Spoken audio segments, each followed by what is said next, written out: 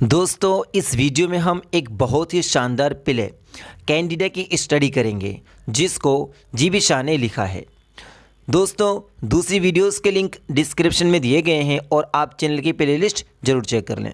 दोस्तों अगर अभी तक आपने हमारा चैनल सब्सक्राइब नहीं किया है तो पहले हमारे चैनल को सब्सक्राइब कर लें। जेम्स मोरेल 40 साल का एक ईसाई पादरी है। वे एक मशहूर वक्ता है और हैंडसम भी है। मोरल धार्मिक शिक्षा देने में इतना बिजी रहता है कि वे अपने घरेलू मामलों की जानिब कोई ध्यान नहीं दे पाता है। वे एक 30 साल की महिला सेक्रेटरी रखता है जिसका नाम प्रोजी है। मोरेल को अलग अलग संस्थाओं से लोगों को उपदेश देने के लिए बुलाया जाता है। हॉक्स्टन फ्रीडम ग्रुप मोरेल को संडे के दिन भाषण के लिए इनवाइट करता है, मगर एक ज़्यादा धार्मिक आदमी होने की वजह से वे बहुत बिजी होता है और जाने से इनकार कर देता है। वे सिर्फ मंडे और थर्सडे में भाषण करता है। प्रोजी मोरेल को बताती है कि वे इस महीने की किसी भी मंडे और थर्सडे को फ्री नहीं है। इस वजह से अब मोरेल 28 तारीख का सिटी डिनर और हॉक्स्टन फ्रीडम ग्रुप की स्पीच कैंसिल कर देता है। तभी लेक्सी आता है जो मोरेल का सहायक पादरी साथी है।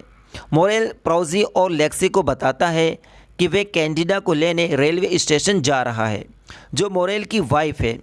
कैंडिडा एक 33 साल की बहुत खूबसूरत और बहुत समझदार औरत है और वे 2 बच्चों की मां है। लेक्सी देर से आने का आदी है तो मोरेल उसे सलाह देता है कि वे शादी कर ले और कैंडिडा जैसी वाइफ ले आए तो वे ज़िंदगी के सारे सुख पा सकता है। लेक्सी उसे बताता है कि उसका ससुर बर्गीज़ आ रहा है। बर्गीज़ मोरेल के पास आता है। वे एक ठेकेदार है। बर्गीज़ ने नाजायज़ तरीक़ों से बहुत पैसा कमाया है, इसलिए मोरेल बर्गीज़ को नापसंद करता है। दोनों की बातचीत से पता चलता है कि दोनों में 3 दिन पहले लड़ाई हो चुकी है। बर्गीज़ समझौता करना चाहता है। वे कहता है कि मैं एक पादरी से नहीं बल्कि अपने दामाद से मिलने आया हूँ, मगर मोरेल सोचता है कि ये एक चालबाज आदमी है, ये नहीं बदलेगा। अब बर्गीज़ मोरेल की चापलूसी करता है और कहता है कि वे एक बहुत ही अच्छा उपदेशक है, वे फ्यूचर में एक बहुत महान पादरी बनेगा। बर्गीज़ की चापलूसी काम कर जाती है। मोरेल तारीफ सुनकर खुश हो जाता है और बेईमान ठेकेदार से अपने पुराने भेदभाव भुला देता है। बर्गीज़ के साथ बातचीत में मोरेल स्टेशन जाना भूल जाता है। इसी बीच कैंडिडा एक 18 साल के लड़के यूजीन के साथ घर में आती है। बर्गीज़ के पूछने पर कैंडिडा बताती है कि यूजीन मोरेल को मेमन नदी के बांध पर सोता हुआ मिला था। वे एक कवि है और एक रईस का भतीजा है।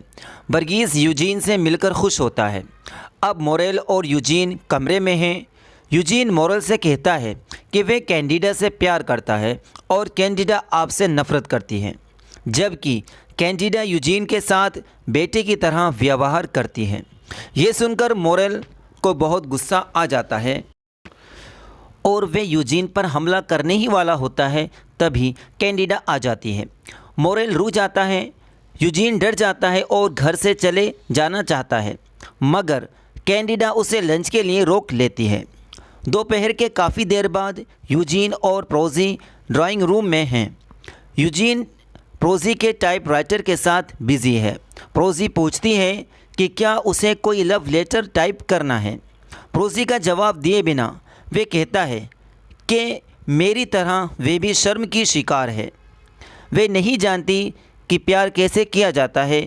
वे आगे कहता है कि शर्म प्यार में एक बड़ी बाधा होती है क्योंकि ये लोगों को प्यार का इजहार करने नहीं देती है। प्रोजी कहती है कि वे प्यार के टॉपिक को छोड़कर दूसरे टॉपिक पर बात करें।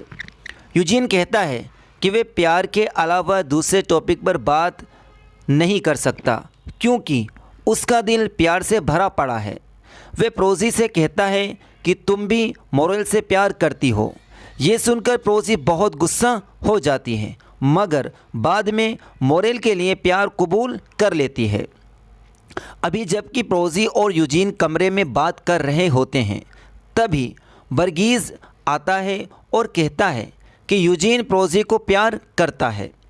प्रोजी बहुत गुस्सा हो जाती है और वर्गीस को मूर्ख बूढ़ा आदमी कह डालती है। वर्गीस प्रोजी की शिकायत मोरेल से करने की धमकी देता है। कुछ देर बाद मोरेल कमरे में आता है। वर्गीस प्रोजी की शिकायत कर देता है।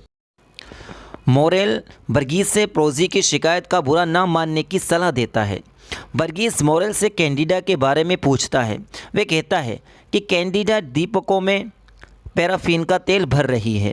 ये सुनकर यूजीन बेचैन हो जाता है। वे ज़ोर से कहता है कि तेल से कैंडिडा की खूबसूरती ख़त्म हो जाएगी। मोरेल बुरा मान जाता है यूजीन की कैंडिडा के लिए चाहत देखकर। ठीक उसी समय कैंडिडा कमरे में दाखिल होती है और मोरेल को परेशानी में पाती है। उसे ज़्यादा काम न करने की सलाह देती है। वे मोरेल को ब्रश ख़राब करने के लिए डांटती है। यूजीन की चीख निकल जाती है ये सोचकर कि कैंडिडा को सफाई करनी पड़ती है। वे कहता है कि कैंडिडा नौकरानी नहीं है, वे सिर्फ घरेलू काम करने के लिए नहीं है, बल्कि उसे सिर्फ प्यार किया जाना चाहिए। अब मोरेल और कैंडिडा दोनों अकेले में हैं। वे दोनों यूजीन के बारे में बात करते हैं। कैंडिडा उसे एक अजीब लड़का कहते हुए उसकी तारीफ़ करती है, जिसको अभी अपने अच्छे गुणों का पता नहीं है, जो उसे इतना प्यार करता है। वे अपने हस्बैंड से कहती है, अगर मैंने आपको प्यार नहीं किया होता तो मैं यूजीन के आगे घुटने टेक देती। मोरेल कैंडिडा का यूजीन के लिए इतने लगाव से बुरा मान जाता है। उसी दौरान वर्गीस और यूजीन कमरे में दाखिल होते हैं और तभी लेक्सी गिल्ड ऑफ मैथ्यू से वापस आता है और कहता है कि मोरेल गिल्ड में भाषण करने को तैयार नहीं है, मगर कैंडिडा मोरेल को भाषण देने पर इस शर्त पर राज़ी कर लेती है कि अगर वे भाषण देने जाएगा तो सब उसके साथ जाएंगे। मोरेल गिल्ड जाने को तैयार हो जाता है, मगर कैंडिडा को यूजीन के साथ छोड़ जाता है। उसी रात के दौरान कैंडिडा यूजीन के साथ अकेली है, जो उसके लिए एक कविता गा रहा है। कविता कुछ इस तरह से होती है कि हम एक रथ में सवार हों और वे रथ आसमान में उड़े, तारे वहाँ लैंप की जगह काम करें, उसमें पैराफिन का तेल डालने की ज़रूरत ना हो। इस तरह से वे काफ़ी लंबी कविता गाता है, मगर कैंडिडा कोई ध्यान नहीं देती है। वे अपने हाथ में उठाए एक पीतल के आग सुलगाने वाले सींगचे को देखती रहती है, जबकि यूजीन कैंडिडा के घुटनों पर अपना सिर रखे लेटा है। वे बहुत जोशीला होता दिखाई देता है। इसको जानते हुए कैंडिडा उसे जिस्मानी प्यार से हटाकर अल्फाजी प्यार की ओर ले जाने की कोशिश करती है और वे सफल हो जाती है। अल्फाजी प्यार में खोकर यूजीन कहता है कि वे उस पर जिस्मानी प्यार की अब कोई चाहत नहीं रखता है। मोरेल गिल्ड ऑफ मैथ्यू से वापस आ जाता है, जो कैंडिडा को हैरत में डाल देता है, जो खाना पका रही है। वे अपने पति को बताती है कि वे यूजीन के साथ बातों में इतनी बिजी थी कि उसे दरवाजे की सिटकिनी की भी आवाज़ सुनाई नहीं दी। यूजीन मोरेल को बताता है कि किस तरह उसकी गैरहाजिरी के दौरान उसने कैंडिडा के साथ एक सच्चे इज़्ज़तदार आदमी की तरह व्यवहार किया। वे मोरेल को ये बताने की कोशिश करता है कि उसने कैंडिडा के साथ शारीरिक संबंध बनाने में काबू रखा। यूजीन कहता है कि वे एक पवित्र और एक अच्छे गुणों वाली औरत है।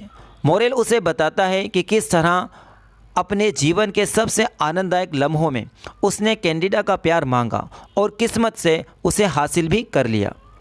यूजीन उसे ये भी बताता है कि उसने कैंडिडा का साथ का काफ़ी आनंद लिया, मगर उसने आकर उसे डिस्टर्ब कर दिया। वे कहता है कि हम दोनों कैंडिडा के लिए मुनासिब नहीं हैं, हमें उसके लिए एक अच्छा काबिल प्रेमी तलाश करना चाहिए। तभी कैंडिडा कमरे में आती है। मोरेल को उदास देखकर वे यूजीन को डांटती है। डांट सुनकर यूजीन फ़ौरन जाना चाहता है, मगर कैंडिडा उसे रोक लेती है।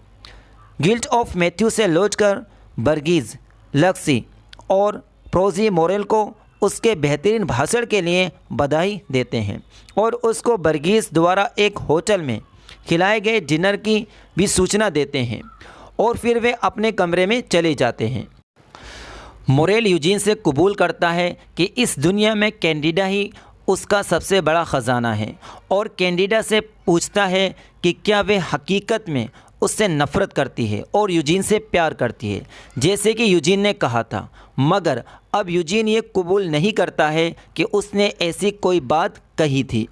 मोरेल कैंडिडा से गुजारिश करता है कि वे उसके और यूजीन के बीच चुनाव कर ले और कैंडिडा खुद को नीलामी के लिए पेश करने के लिए तैयार हो जाती है। अब मोरेल और यूजीन से अपनी अपनी बोली लगाने की गुजारिश करती है। मोरेल उसकी हर चीज़ में हिफाजत करने की पेशकश करता है। यूजीन कहता है कि वे सिर्फ अपनी कमज़ोरी और खामोशी ही पेश कर सकता है। कैंडिडा कहती है कि वे दोनों में से ज़्यादा कमज़ोर को ही चुनेगी। कैंडिडा के अनुसार यूजीन ने एक दुख भरा जीवन गुजारा है, वहीं मोरेल ने एक सुख भरा जीवन गुजारा है। वे सोचती है मोरेल का सारा सुख उसी पर डिपेंड करता है। अगर वे मोरेल को छोड़ देगी तो उसका सारा सुख ख़त्म हो जाएगा। मगर यूजीन एक दुख भरा जीवन जीने की कला से वाकिफ़ है। इस तरह कैंडिडा मोरेल का चुनाव करती है। कैंडिडा के आखिरी फैसले को सुनकर यूजीन उस घर से चले जाने का अपना इरादा जाहिर करता है। ये वक्त आधी रात का है। वे कहता है मैं खुशी की अब कोई तमन्ना नहीं करता, जीवन इससे भी ज़्यादा महान होता है। अपने जाने से पहले वे कहता है मैं अपने दिल में इससे भी अच्छा राज रखता हूँ। यूजीन के जाने के बाद मोरेल और कैंडिडा एक दूसरे को गले लगाते हैं, मगर वे यूजीन के दिल का राज नहीं समझ पाते हैं। दोस्तों, अगर आपको ये वीडियो पसंद आई है तो हमारी वीडियो को लाइक करें और हमारे चैनल इफ्तिसर को सब्सक्राइब करें। Thanks for watching this video.